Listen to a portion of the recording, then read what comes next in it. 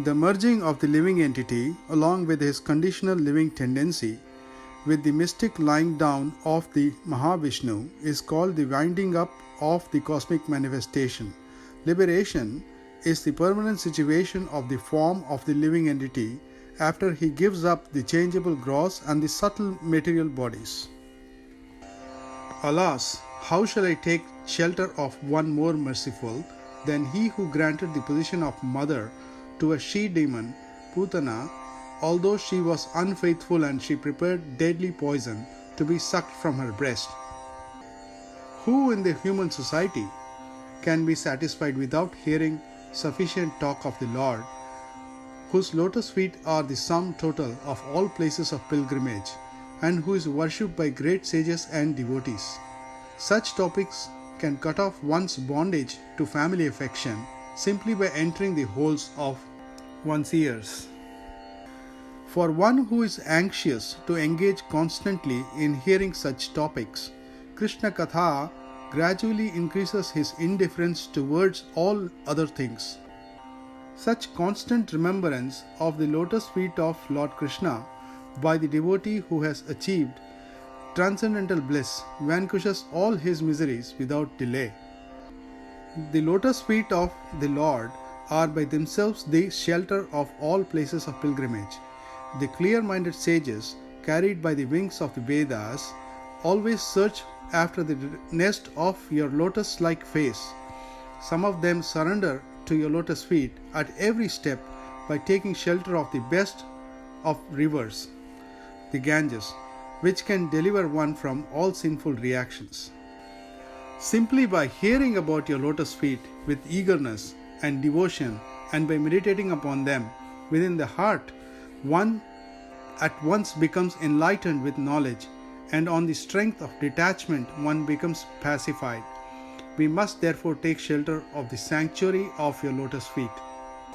O Lord, persons who, because of their serious attitude, attain the stage of enlightened devotional service, achieve the complete meaning of renunciation and knowledge, and attain the Vaikuntha Loka in the spiritual sky simply by drinking the nectar of your topics. O my Lord, persons who smell the aroma of your lotus feet carried by the air of Vedic sound through the holes of the ears accept your devotional service. For them you are never separated from the lotus of their hearts. O my Lord, your devotees can see you through the ears by the process of bona fide hearing, and thus their hearts become cleansed, and you take your seat there. You are so merciful to your devotees that you manifest yourself in the particular eternal form of transcendence in which they always think of you. Persons whose bodily features change in ecstasy and who breathe heavily and perspire due to the hearing of the glories of the Lord are promoted to the kingdom of God, even though they do not care for meditation and other austerities. The kingdom of God is above the material universes, and it is desired by Brahma and other demigods. When the breeze carrying the aroma of tulasi leaves from the toes of the lotus feet of the personality of Godhead entered the nostrils of those sages, they experienced a change in both in body and in mind, even though they were attached to the impersonal Brahman understanding.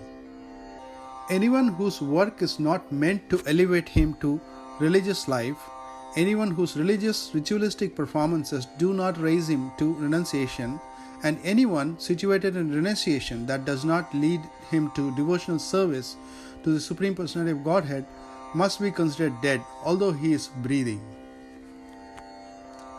Every learned man knows very well that attachment for the material is the greatest entanglement of the spirit soul. But that same attachment, when applied to the self-realized devotees, opens the door of liberation. The symptoms of a sadhu are that he is tolerant, merciful, and friendly to all living entities. He has no enemies, he is peaceful, he abides by the scriptures, and all his characteristics are sublime. Engaged constantly in chanting and hearing about me, the Supreme Personality of Godhead, the sadhus do not suffer from material miseries because they are always filled with thoughts of my pastimes and activities.